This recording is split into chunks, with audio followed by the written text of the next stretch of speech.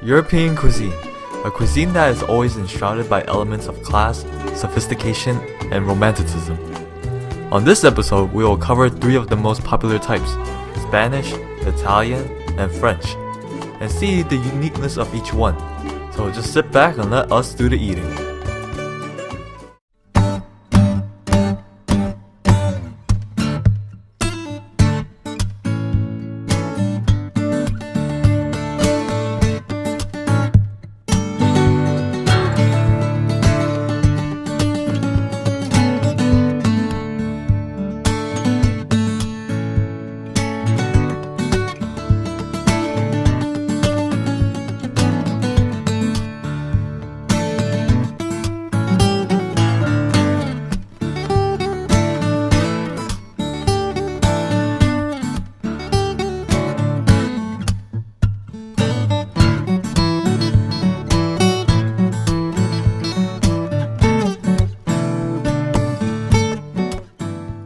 We start off with Spanish cuisine, and one of my favorite aspects of it is their tapas.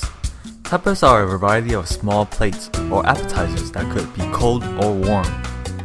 In a meal, I believe variety is important. Tapas gives you that, and allows you to taste a little of every flavor. One cool place is the Barrel in St. Mark's.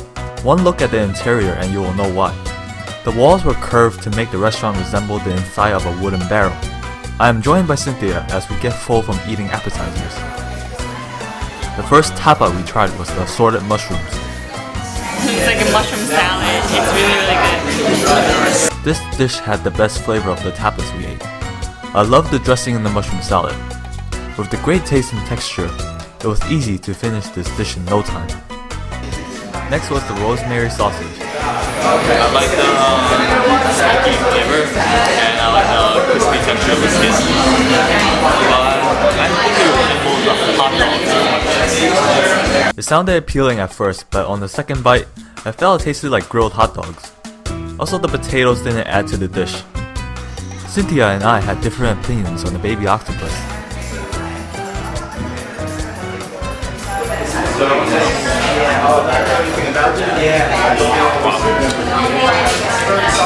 Really chewy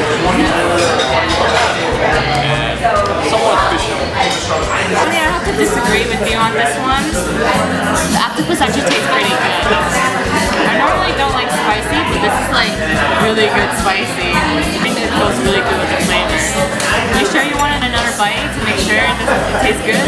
Whoa, you don't have to attack me like that. The octopus had a fishy taste and it was overdone, so it was hard and chewy. I liked the kick it had with the spices and sauce, but the texture didn't do it for me. And last but not least, the sliders.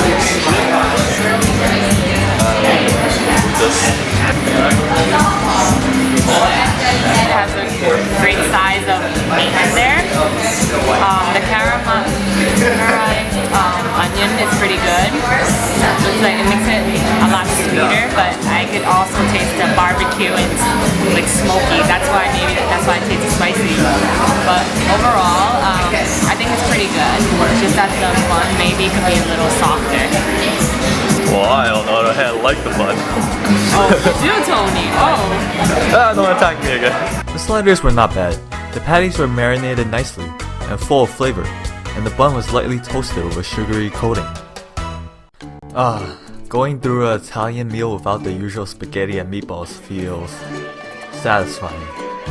Tuscan Hills offers an array of traditional Tuscany recipes that differ from the average Italian restaurant. Being so, there's an abundance of mushrooms and pork used in their dishes.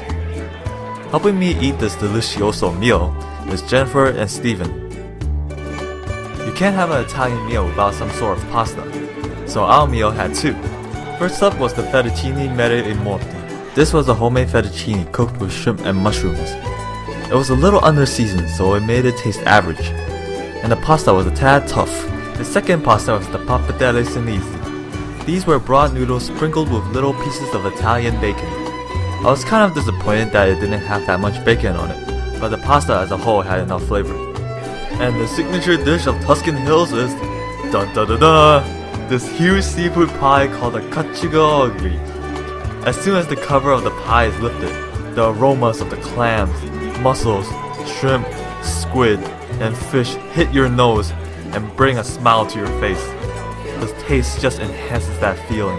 The seafood and broth was amazing. The broth absorbed the flavors of the seafood and it made it a little spicy to counter the fishiness. This was satisfying to eat, and the leftover soup made a great dip. A bit pricey, but it was worth it. Now we dine on my favorite European cuisine, French cuisine. French food is almost like an art in the culinary world. Very few cuisines has evolved as much and is as diverse as the French. In the Upper East Side, the Bistro D'à Côté is the restaurant of choice, and here they use the finest ingredients and classic French decor for a pleasant dining experience.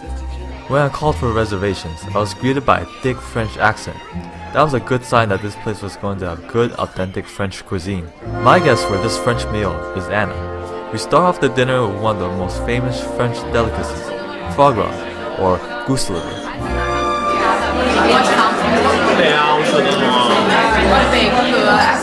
It's different, right? It's like something you never had before. It's like butter. It's like butter, right? Butter and ice cream. Yeah. Oh my god.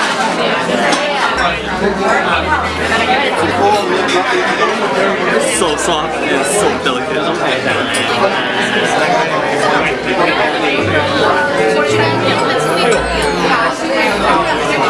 How does it make you feel? It makes me feel that life is complete. It melts within literally seconds. It's so good. It's like buttery, soft. The taste just sticks on your tongue and lasts. How it's made is pretty controversial. Foie gras is made by force feeding a goose with a tube, and they just shove corn down their throats and force feeding it through fat. And what makes a foie gras good is the amount of fat stored in their livers. So the more they eat, the more fat they have. It truly melted in your mouth. The flavorful liver with the rich and creamy texture made you savor each bite. And the fig marmalade was just as good. A near perfect 9.5 out of 10 from me. Anna's entree was the La Piche de Pousse à la Bordelaise, or to put it simply, a grilled black Angus hanger steak. Let's see. First test. Is it medium rare? Kind of medium rare, leaning towards more raw side. Do you like it more raw or more cooked? A little bit more cooked. Then you should just let it sit for a little while and then it'll cook itself.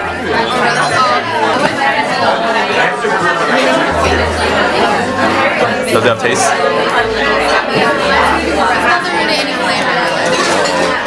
Do you need to like put a piece of butter on top of it? No, I don't think so. You don't need to. No. You need a piece of foie gras on it? No. I think it tastes just right. Cooked medium rare. And it really shows. The inside is so soft and bouncy and bloody. It's not that salty. And the fries are good too. They're like McDonald's fries. Except better than McDonald's fries.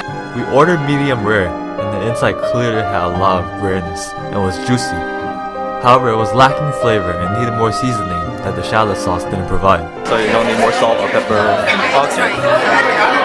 Then in that case, it's my turn. Like everybody else. My personal entree is also a classic French dish, the coq au vin. It is a chicken stew cooked in red wine with some vegetables. Falls right off the wall. It's a little bit dry, but it's not too dry.